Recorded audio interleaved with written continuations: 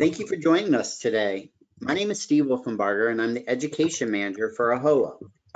As we continue our series on the impact of the hospitality industry due to COVID-19, we're happy to have an industry expert that many of you may already know. Tarun Kapoor, Managing Director of Kapoor & Kapoor Hospitality, along with Khatija Muhammad, Director of Education for AHOA. Now, some of you may have already been exposed to Tarun's expansive knowledge as the facilitator of AHOA's most popular education workshops, how to form a management company, how to develop a hotel, and financing for your hotel. Sorry about that. Now, today we're going to continue our webcast series where we're going to connect the dots from our last webcast where we discussed performance management and how to develop KPIs. And today we're going to talk about those KPIs and learn how to become the preferred employer of choice. Now, before handing this over to Kat, I'd like to take a moment for everyone to take notice of the following disclaimer for all of those listening to this presentation. Now, there will be a Q&A available at the end of the presentation for any questions that you may have. Please type them into the questions section. We encourage you to take advantage of this opportunity to ask what is on your mind, and don't be shy, but please note we may not get through all your questions during our time. Also, we will make today's presentation available for all within 24 hours on our COVID-19 resource page.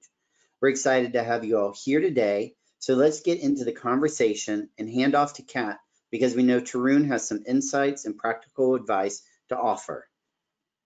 Excellent. Thank you so much, Steve, and thank you, Tarun, for joining us today. I'm sure there are definitely some great insights that you will have, and we're going to jump right in. Right, so Tarun, I know we chatted a little bit before this webinar because it's so catchy, just the title itself, how it has CPR in it. My first thought was, are we resuscitating the industry? We can't be, we're not quite there yet. Right, so can you tell me a little bit more and tell the audience what exactly is CPR when we're talking about our webinar today? So I'm glad you used the word resuscitation because when I first crafted this metaphor a few years ago, I think the first time I used it, I was doing a speech at the annual Choice Conference. And I linked CPR to employer of choice. And of course, Choice thought I was talking about choice. I was talking about any hotel, any employer wanting to be the employer of choice. So why CPR? Because CPR implies that it's a life and death situation. CPR implies that we need to resuscitate. And I think employment in the hospitality industry, in the hotel industry, needs resuscitation. We don't tend to be the industry that people come to, at least at the frontline level, by choice. They come to us, in many cases, unfortunately, as the industry of last resort. So my argument always is, why is that? Why are we the industry of last resort? And why aren't we the industry of first choice? And then within that, if we already are handicapped by our industry not being the industry getting people first choice, then at least in my hotel, can I be the employer of choice amongst all the hotels that I'm competing with? And there comes the idea of CPR, because I believe in my definition of CPR, C stands for compensation, P stands for participation, and R stands for recognition and rewards. And my implication is to resuscitate, I have to be excellent in each of those three areas. So, Kat, that's the reason for CPR. Well, that's excellent. So it sounds like CPR refers to very operations, HR-driven decisions within your property. So let's start off with the C, the compensation piece, or I guess P or R. But let's walk this through a little bit more and really understand how to apply some of these concepts so hoteliers can resuscitate their businesses. I love that you said it's a life and death situation. You know, even if you're not in that state, it can help to get into that mindset just to persevere, especially with the times that we're in. So let's take a step in that direction. Tell us a little bit more about how to actually apply the concept of CPR. So my first thought is that I don't think you can resuscitate and be the employer of choice in your marketplace, the hotel employer of choice in your marketplace, by doing one or the other. I think this is like the spokes of a bicycle wheel, where each of the spokes need to be firm for the ride to be safe and not bumpy. So I don't think you can focus on compensation or participation or recognition or one or the other. I think we have to be superior in all three. So let's focus on each of these, because I have some what I'd like to consider unique considerations. Let's start with the most obvious, the C, compensation. Well, the implication always is our industry is handicapped, which is true. In other words, we are handicapped because we can't afford to pay high wages. We are staff-heavy industry, and for our line employees, we don't have the kind of money that, let's say, Amazon could pay its employees 15, 16 bucks an hour in most locations. Well, we can't afford to pay 15, 16 bucks an hour in most locations for our frontline employees. So are we competing with Amazon? No, but who we are competing with is our own fellow hoteliers, and can we be the hospitality employer of choice?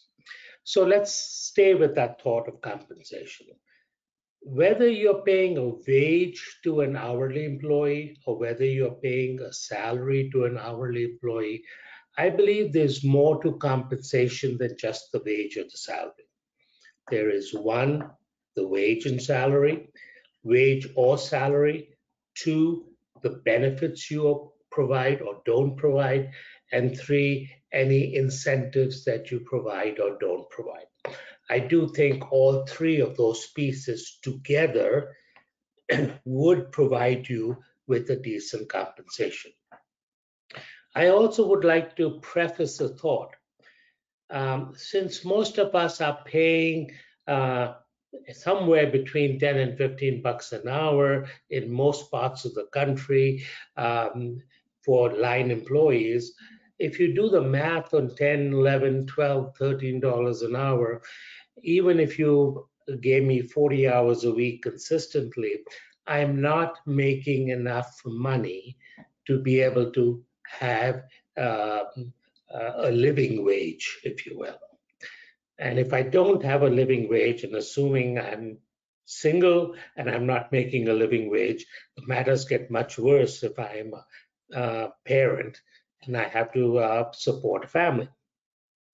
So if I'm not making a living wage, to survive, de facto, I have to look for a second job. And every time I get a second job, you have to accommodate the restrictions that a second job will put on you as my primary employer. So I think we need to look at the fact that we are not paying a living wage. So now how do we compensate? Well, we have to use a philosophy of fair market value. What do I mean by fair market value? Well, again, I'm not competing with Amazon or Google. I am competing with fellow hotels in my market segment. So if in my market segment, desk clerks are being paid anywhere between 11 and 12 and $13 an hour, well, the scale is 11 to 13. So now the question is, where do I, at my hotel, fit in that scale? at the low end, at the median end, or at the high end. It could be argued that a new employee, an inexperienced employee, be brought in at the lower end, and a seasoned star employee be brought in at a higher end. However, this is a question of fair market value, not what the employee thinks their market value is. Because the employee might think they're worth $20 an hour, but the position in your marketplace is only worth 11 to 13 bucks an hour. So we have to be transparent in the fact that we are creating a fair market value employment situation. I suggest you can determine the fair market value fairly easily, because there are umpteen companies out there that provide for free wage scale in your respective marketplace by position. So it's very easy to find out. Now, Tarun, let me just interrupt there a second, because that sparked a thought for me. I know when we were chatting before, you had referred to compensation, good compensation specifically. Is that the same thing with this fair market value? Or can you talk a bit about that on good compensation and how that applies? Well, it's similar to one of our earlier conversations in one of our previous webinars, Kat. This is a question of perception. The employee's perception is never the same as the employer's perception. So part of narrowing the gap of perception is by defining for our employees how my hotel, my company defines fair market value. And we define fair market value by doing an annual survey in the marketplace, and this data is readily available, so you don't have to actually go out and do anything. You just have to download it. And we post the survey, and we make it very clear to our employees that if the market goes up, we go up, but you will climb within that scale of high, median, or low, depending on your performance. So what we are saying to them is, you've joined us as a guest room attendant, or as a guest service representative, or as a supervisor or an inspector, and these are the going wages in the marketplace, and we just plain can't afford much more. And we will give you raises to get you to the high end if you earn the raises to get to the high end, but we never go beyond the high end. Because if you gave me arguably 20% or 30% more than the market is paying, there's no end to that, because next year I'm going to say, okay, I've been with you another year and now I need a raise. So that's a battle that you're never going to win. I do think, however, what the wage does is it gets me in the door. In other words, the wage, if it's an acceptable wage, I'll take the job. If it's not an acceptable wage, I won't take the job. If you're paying me below the market is paying me, I may take the job because I don't have a job, but I'll probably leave the job as soon as I can find 25 cents an hour more from somebody else. So the wages you have to look at from the standpoint of they get the employee in the door. Well, what keeps the employee in the door? Everything else I'm going to talk about is going to be addressing keeping the employee in the door. Benefits are one factor, one critical factor that makes me stay with you, because not too many employees or employers are providing benefits to line employees. They are providing it to management, but not to line employees. So benefits are something that you have to package and market and be competitive. Now, all the big chains, all the big brands, all the bigger companies, bigger management companies are all providing benefits. And if I'm a lone ranger with 1 or 2 or 3 hotels, I have to be competitive with these people who've got 25 or 30 hotels and are bigger companies. But at the end of the day, I have to provide the same benefits, or I'll train my employees and they'll be stolen tomorrow by these bigger management companies, who just take my training and take the employees. So benefits also have to be competitive. And then the third piece of compensation is the discussion around incentives. I'm going to really speak very little about incentives today because next week's session is completely about incentives and how do you come up with performance-based incentives. But needless to say, if you're giving me a fair market value wage, you're giving me competitive benefits, and you're giving me an incentive to perform more, then the carrot is the higher performance, means I get an incentive, and what the incentive does, it takes me over the market rate. And that's how, from a compensation standpoint, I have a crack at becoming the employer of choice in my marketplace. Okay, that's really insightful and good to hear.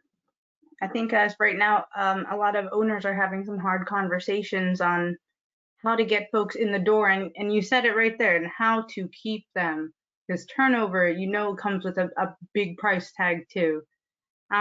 So next on the list was participation. So given the opposition of attracting folks into the industry right now, what exactly does participation mean to get people involved? So turnover is very high in our industry, and turnover is very high in our industry for two primary reasons. One is our compensation, our wages and salaries aren't very high, and two, our employees don't feel like they have been respected on the job. So participation to me is, do I feel like I am contributing to the success of the business? And not only do I feel am I contributing to the success of the business, can I see the effect I am having on the success of the business? Now there lies the rub, right? Because I think in most cases, most of the jobs that we utilize in the hotel industry are jobs that are very labor intensive. And as a result, I feel that you're using my hands and my legs, but you're not allowing me to use my brain. And until I use my brain, I'm not engaged in the job. And engagement is probably one of the buzzwords of this decade, that every employee wants to be engaged, and you want to have engaged employees. So how do you do that? Well, we've been talking about empowerment for many, many, many years, and many of our folks in the industry are practicing empowerment, and we've sort of narrowly defined empowerment as from the context of taking care of a customer. If the customer is dissatisfied, is the person at the front desk empowered to take care of the customer's concerns? Well, that empowerment is critical to guest service and must happen.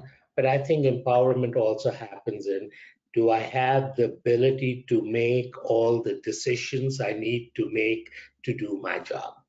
Do I have all the ability, all the resources to make all the decisions I need to make to do my job? Whether I'm a laundry attendant, a breakfast attendant, a guest service representative, or a general manager, it doesn't matter. Do I have and feel like I have the ability to do it? So participation is about inclusion in decision making. Participation is about bringing decision making down and not running a hotel or a department that is directive in nature, but running a department that's more inclusive in nature and more collaborative in nature. So participation is about involvement in the discussion. Participation is about involvement in the strategy. Participation is about having the power to make decisions relevant to my job. And when you allow me to exercise that power, you are de facto showing me that you respect me. The respect doesn't come because you are polite. The respect comes from the body language you demonstrate when you allow me to make decisions and don't control all the decisions. So, That's the real participation. interesting there. I can understand the body language part. The question that came to mind was from the aspect of trying to become the employer of choice. You have to communicate your compensation and benefits and things available to attract potential candidates. But from the standpoint of participation, how do you communicate or illustrate that in the hiring process? Other than, I guess, you were mentioning body language, like once they interact with somebody, but how can employers put that out there without physically interacting? I think we are mixing compensation and participation, and I treat them as two completely separate components that I have to ensure take place in my workplace. Compensation is saying, how do we configure our wages and our salaries? How do we what benefits do we provide, and what incentives do we provide? If we have a rationale for our wage and salary configuration, and that rationale is transparent, at least your employee will know that maybe Kat negotiated a private salary higher than mine, or she didn't. But it'll be transparent that nobody in housekeeping or nobody in laundry or nobody in the front desk will go beyond the 10 to 12 range. That's transparency. And so it's avoiding a perception gap between one employee and another employee, between the employee and the manager. It's eliminating the gap. Participation, however, is the relationship between my boss and me. And it is whether my boss is the housekeeper, my boss is the front office manager, I'm a sales coordinator, and my boss is the director of sales. It is, does my boss allow me to make all the decisions that are needed to be made in my job? Have they trained me and made me independent and treat me with the deference and the respect by allowing me to make the decision? That's participation. And even if I screw up, at least I know you trust in me, you respect in me, you're allowing me to make the decisions. The third completely separate segment of this discussion is the recognition and rewards. And the recognition and rewards is completely dependent on our discussion from last week with the KPIs, the key performance indicators, because you see, when you publish my results, when you publish my key performance indicators, and last week we used the example of minutes per room or inspection scores per housekeeper, once you publish those scores on a daily basis, then you have to recognize that I am the best or the worst in the team. That recognition doesn't have to be linked to money. That recognition has to be also linked to the fact that I am the best in the team in this facet or the worst in the team, and I'm pulling down the hotel. And if you can show me my inspection scores at 95, then you can say it is Tarun that's allowing us to have the best medallia scores or the best heartbeat scores or whatever measurement you're using. And now I can see the link to medallia and to my QA because you're showing me my QA. So that's recognition. Recognition is connecting the dots and showing me the impact I am having on the hotel's outcome. Rewards, on the other hand, are completely different. Rewards are saying now, am I going to benefit personally? And reward could be a plaque on the wall. A reward could be a gift certificate to Starbucks. A reward could be money. Right? So you are now rewarding me for having a higher performance level than my colleagues. So you're rewarding me for that. But reward without recognition is flawed, because what really drives me more is not the money, it's the recognition. And that actually is a good way to sort of tie these three things together. For many years, surveys have been done, and they've always ranked the top 10 motivators of employees. So what motivates employees? And the way these surveys have typically been done, they've done for the line employees, and then they do it for the same survey they give to the management. And when you ask the management, what do you think is most important to your employees? Guess what shows up number one? Money. When you ask the employees, guess where money shows up? Number 6 or number 7. Year in, year out, it's at number 6 or number 7. You know what's number 1? Show me the impact I am having on the success of my business. Translated, show me the impact I'm having on housekeeping scores because I'm in the housekeeping department. Or show me what impact I'm having on the guest service scores if I'm on the front desk, right? And if you can link those two, and by the way, as you know from our previous discussions, technology is out there. It's so easy to do. If it's just a matter of whether you make the time as a manager to show me this. So to become the employer of choice, you need to have a compensation package that at minimum is competitive, but it must have the wage piece at fair market value, it must have the benefits piece as competitive, and must have the incentive piece, which humor me for next week, and I'll discuss it next week. The second piece is participation, which is allowing me to make the decisions I need to make in the doing of my job and in the running of my department. That inclusion is very empowering and makes me very loyal to you as my employer. And then recognizing my output and rewarding my output if it deserves a reward. Please don't reward somebody who doesn't deserve it, because that actually has a negative effect. Then the reward gets taken for granted.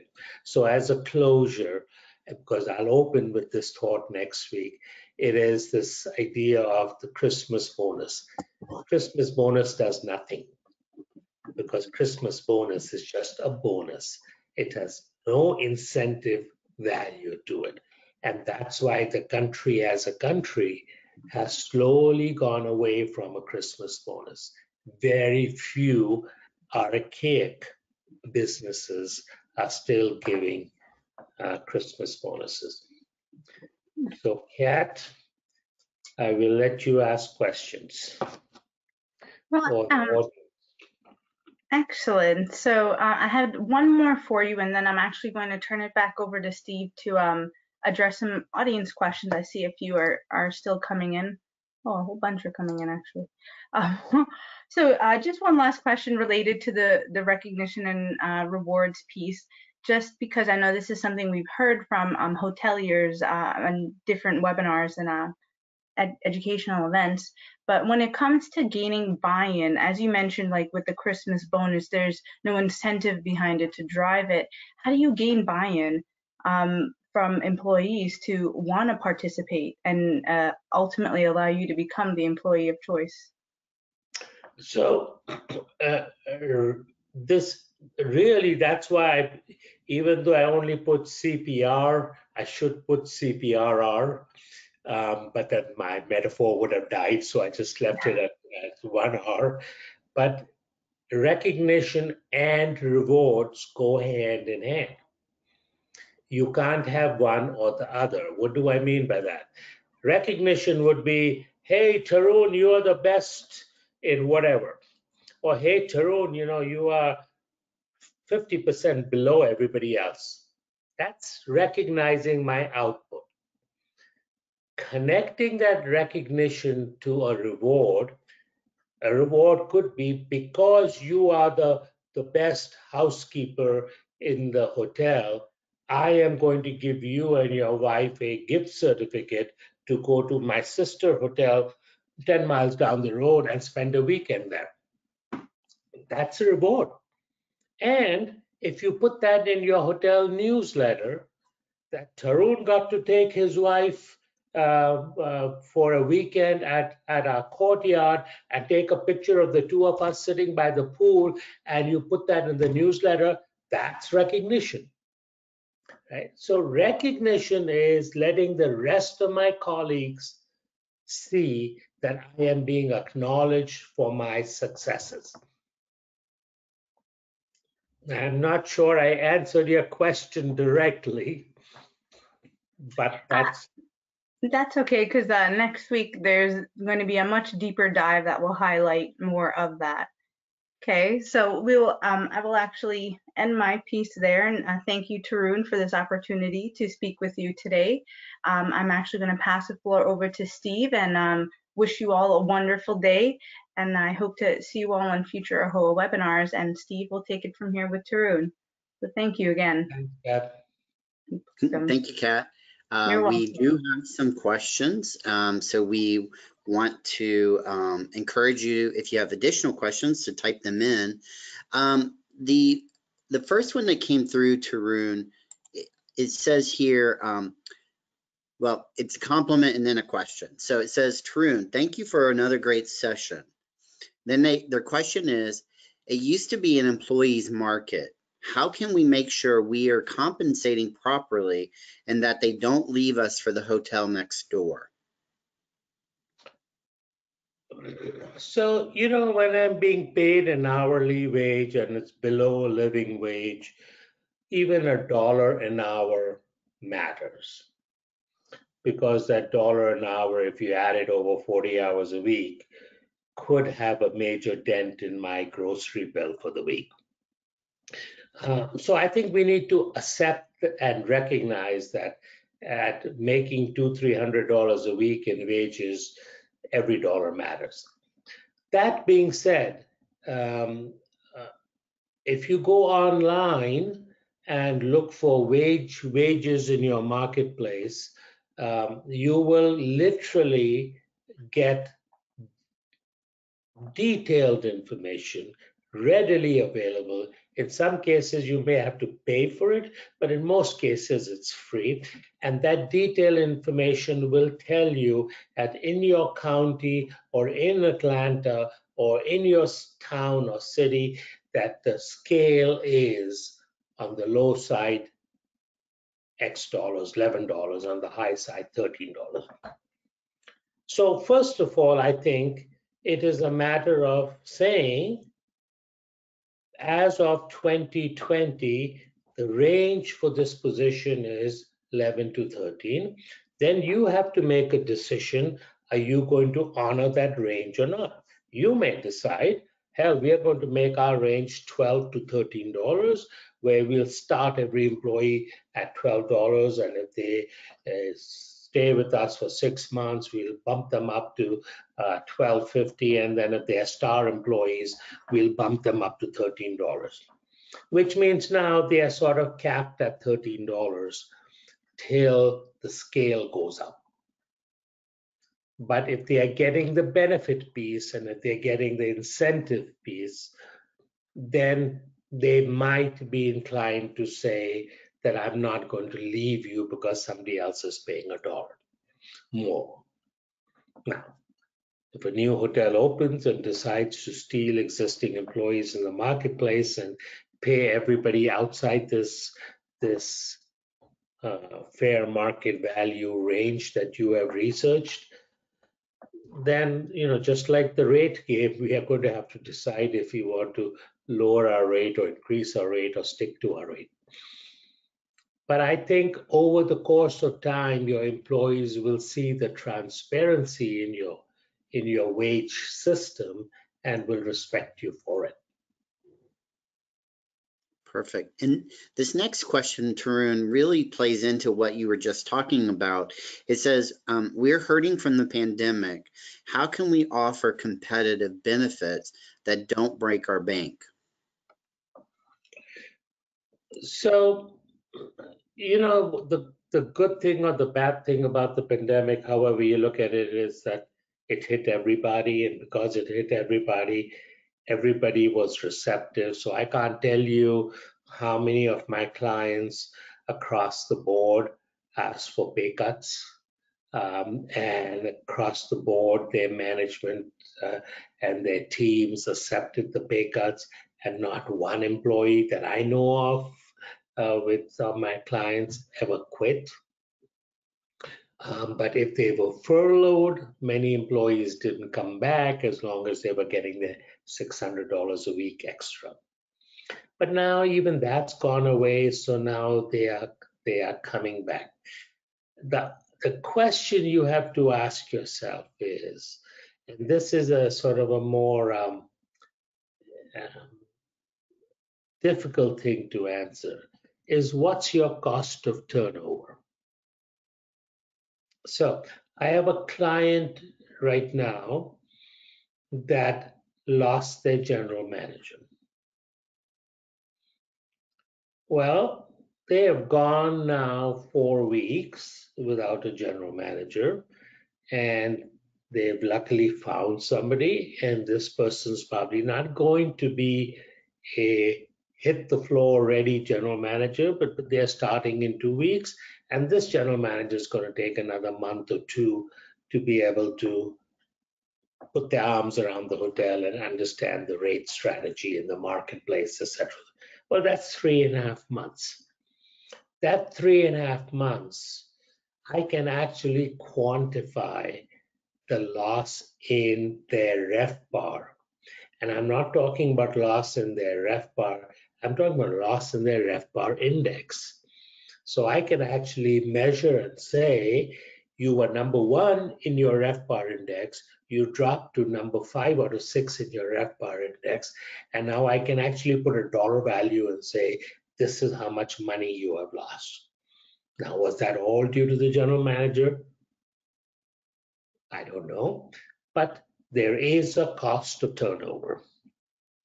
Even at the line level, by the time you train somebody, it takes 3-4 days of a new room attendant to be able to even just get their bearings and figure out how to clean a room in this hotel, where to get the supplies from, where everything is, etc., etc. So there's a cost to it. Can I reduce my turnover and displace the cost to benefits? Yes. The other argument that everybody has is, I'd rather just keep my hotel as a single hotel. I don't want to link my 3 hotels, because if I link my 3 hotels, I'll go with the 50 employees. And if I go with the 50 employees, I'll have to pay medical benefits. Yes, but in the long run, that may be cheaper than not having medical benefits, because your turnover will be higher. Very good points. I appreciate that. This one, I think a lot of people are experiencing right now because they're having to reevaluate how they run their business. And it says, does cross-training help with participation and recognition? That's a very sophisticated question. And I applaud the person asking the question, because what you're almost begging in the question is the recognition and rewards that I could very simply say to you in the example of my room attendant with inspection scores and with minutes per room. That's easy to measure. But now if the same person is doing laundry or the same person is doing breakfast, then I almost have to measure their breakfast key indicators, their laundry key indicators, and their room cleaning key indicators. So the answer in theory is yes, but while you are using cross-functionality to keep your employees gainfully employed, you have to become more sophisticated in your tracking of the key performance indicators. You can't just do it for, we always historically, every hotel does minutes per room. But nothing would happen to the breakfast person, or nothing would happen to the front desk person, or God forbid, nothing would happen to the engineering person. And that sort of the haves and the have-not culture, I think in the post-COVID culture, in this cross-functionality culture, we just have to spread out our key measurements and then spread out our recognition program. Perfect. This person wants to know, how can I get my employees to engage more with guests in these times of COVID when nobody really wants much interaction? So I think that's not all that bad. I think I visited a hotel recently as a guest, and quite honestly, I didn't want to talk to the front desk, and if they didn't have the plexiglass between them and me, and if they pushed out the credit card machine, so I had to run my own credit card machine myself. They gave me the key, and I had to program my key myself. So that didn't bother me. And they were very gracious and have a great stay. And every time they saw me behind the plexiglass, how's your stay? How's your room? All of that was fine. The real secret in the new COVID and the new normal is you still have to communicate with the guest. You can't have silence. You have to communicate to me either through text messaging or through the TV in my room. And of course, always the human side. When I see you say something behind the plexiglass. But you have to find alternative ways to make me feel like a guest. Remember the high-tech, low-touch session we did a few weeks ago? That's what the premise of that was. You don't want to touch me, you don't want to have communication between the employee and the guest, but on the other hand, you have to have much more sophisticated ways of communicating. Very true, Tarun. This one is asking, how do I market the fact that I'm an employer that is inclusive or practices participation to attract candidates for jobs?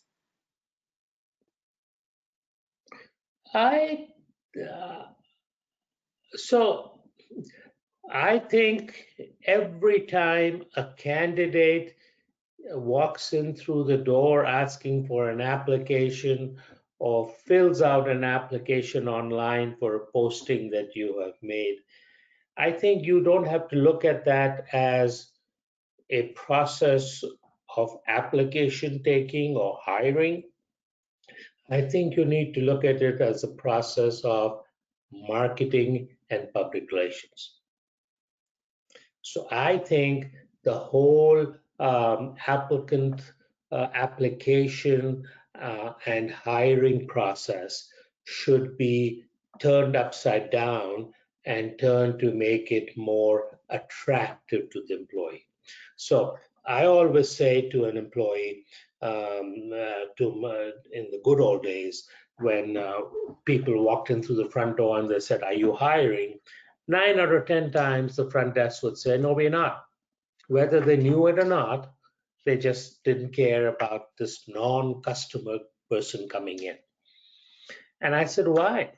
Make that guy feel good and give the guy an application, or tell the guy to go to the business center with an instruction sheet and fill out an application in our business center. And not only when you give them the sheet with instructions on how to fill out the application, you also give them a sort of a script that says, this company is run by Kapoor Hospitality, and Kapoor Hospitality is a great company to work for.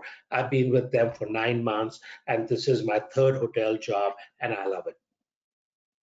Stop and think about that. No front desk has ever told me that when I've gone looking for a job. This is a marketing exercise. To become the employer of choice, the word has to spread by the applicants to their social circle that these people do things very differently. Excellent, sage words of advice. So really appreciate that, Tarun. Those are all the questions. So again, we want to thank you, Tarun, along with Kapoor and Kapoor Hospitality. We also want to thank Kat Muhammad for moderating another successful and informative webinar. And thank everyone who joined us today. We encourage you to tune in Wednesday, September 9th at 3 p.m. to hear about performance-based incentives for your organization. We encourage you to check out our AHOA COVID-19 resource page on the ahoa.com website for future webinars and also for past webinars we have done. Have a wonderful day, everyone, and we hope to see you all join us for future webinars and AHOA events. Thank you, Tarun. Thanks, Steve.